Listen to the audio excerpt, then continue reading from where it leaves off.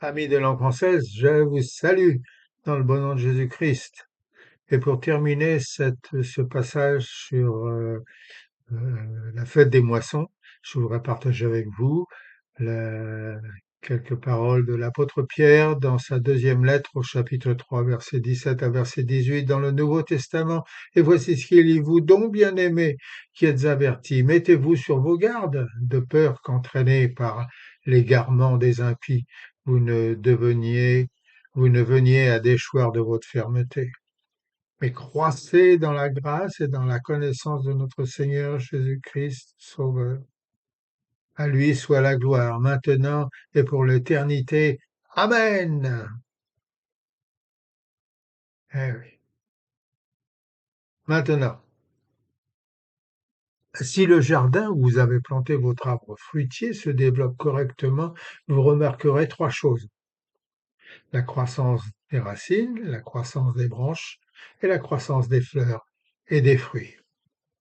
Jetons un petit coup d'œil si vous le voulez bien.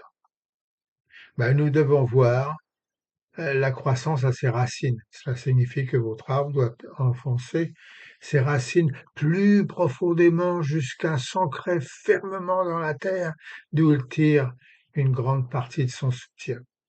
Sans ce soutien, l'arbre tombera sous son poids ou sera déraciné par les tempêtes environnantes. De même, dans notre âme et notre caractère, les forces spirituelles doivent s'approfondir, se propager et s'ancrer sous la terre. Une connexion réelle, forte et sûre avec Dieu est essentielle et indispensable. Sinon, nous ne pouvons pas supporter les tempêtes et les épreuves brûlantes de la vie. Alors, cultivez-vous une religion enracinée, sinon votre expérience de la vie chrétienne sera superficielle et sans fondation, tout comme la petite graine de la parabole du Christ, sans profondeur et aux racines éphémères. Vous finirez par vous dessécher complètement. Nous devons également voir la croissance de notre arbre dans ses branches. Il est facile de comprendre ce qu'est la croissance d'une branche. L'arbre grandit, se renforce et s'étend, étend ses branches.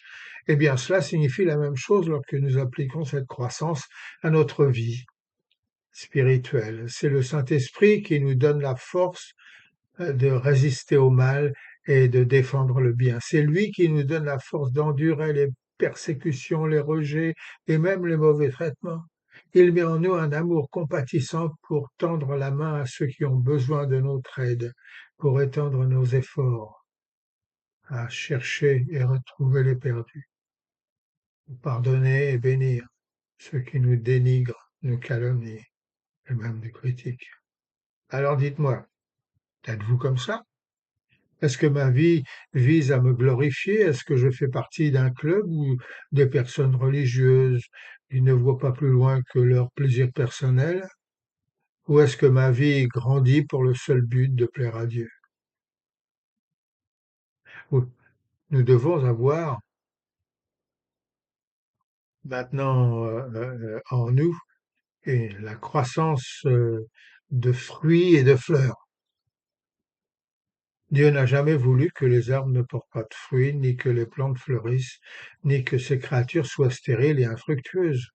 Jésus l'a clairement exprimé dans sa parabole du vin et des serments, dans l'évangile de Jean chapitre 15. Observez le développement des sarments qui demeurent greffés à la vigne.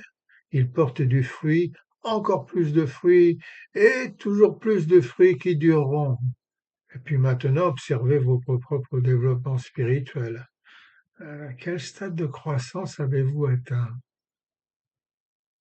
Portez-vous beaucoup de fruits, amenant les gens à la connaissance de Jésus-Christ, ou êtes-vous stérile? Toute semence doit mourir à elle-même pour recevoir la puissance reproductive, spirituelle, essentielle, vitale et indispensable à sa multiplication. Alors êtes-vous mort à vous-même ou trouvez-vous encore dans votre cœur des traces vivantes d'égoïsme, d'orgueil, de jalousie, de mauvaise humeur, dont Dieu peut vous libérer et veut vous libérer? Votre Père céleste désire insuffler sa nouvelle vie en vous.